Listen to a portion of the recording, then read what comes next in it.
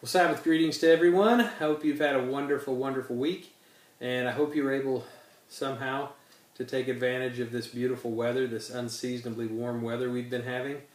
I was hoping I'd be able to get out in it a little bit, but it didn't work until pretty late in the afternoon. I finally did get out and got the yard mowed. It was in desperate need. But I hope you've had a good week. It's been beautiful here, and of course everybody's trying to get settled back in after the feast, and so I just want to, I don't want to be negative tonight. I really don't, and I don't want to complain.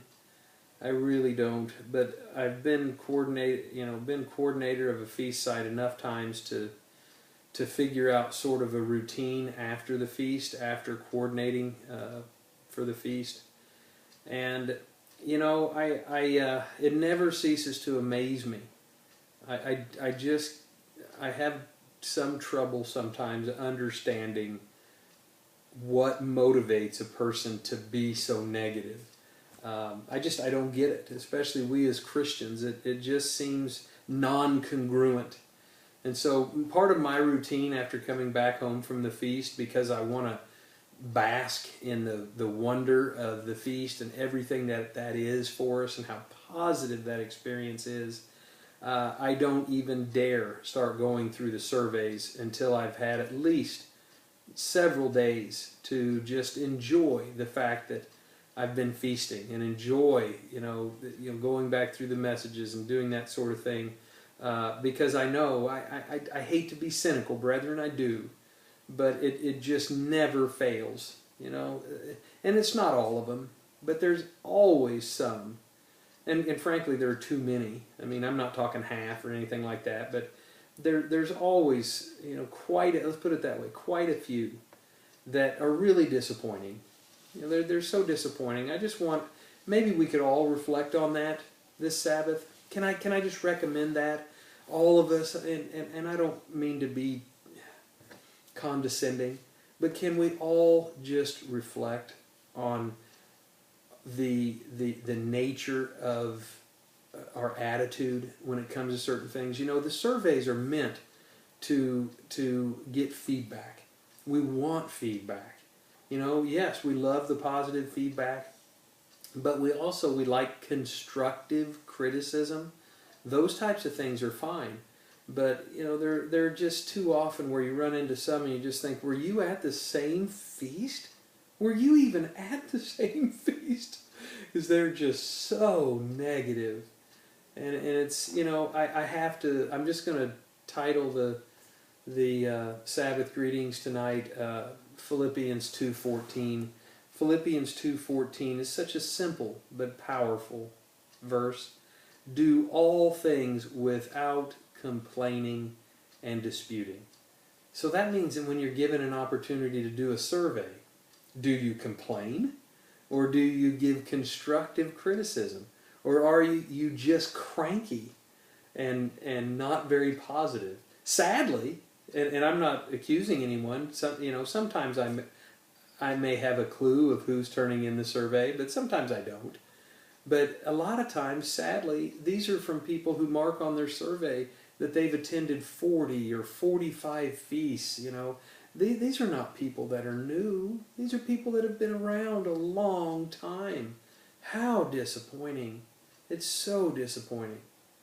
So I hope we can all learn a lesson from that. I hope that wasn't you. I hope we can all learn a lesson that if you're going to do something and it's meant to provide feedback or something, there's a way to go about it. You try to focus on the positive.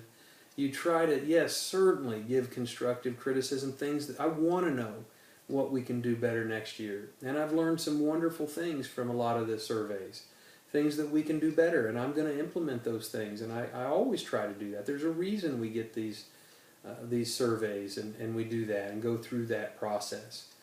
But it always strikes me, if we could all just focus on being more positive. And I know it's hard. I'm not unaware of some of the challenges that the brethren face. But, everything that we do can be with that simple premise in mind. To just be aware of when we're being cranky or when we might be, kind of,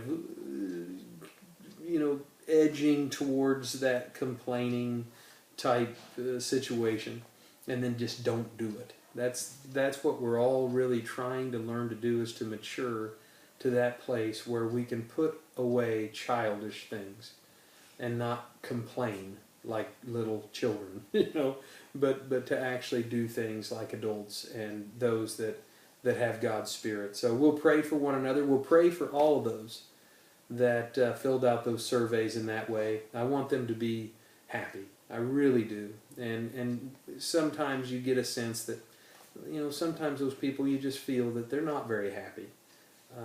There's just a sort of an attitude. There's an approach there that something's missing. So we'll pray for one another. We'll keep encouraging one another. Please have a wonderful, wonderful Sabbath wherever you're at. And by all means, remember that we are at Sabbath services to encourage one another. We're there to stir each other up, to stir up love and good works. So, hopefully we can all have that attitude when we go to services. Wow, we'll make a big difference. We'll make a big difference if that's our attitude, if that's our approach. But anything else, we need to leave that behind.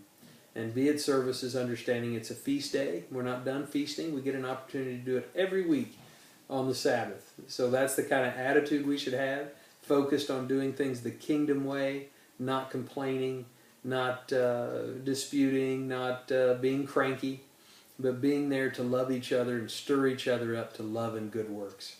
I love you all. I truly do. I don't mean to be negative, but I really think we all need to be focused on how to be more positive and to take full advantage of every Sabbath we have, to stir each other up to love and good works. Take care, my friends. I love you, and we'll look forward to seeing all the brethren in Milwaukee here for services, and hopefully many, many more of you on Sunday for our post-feast social. Love you all. Take care and have a great Sabbath.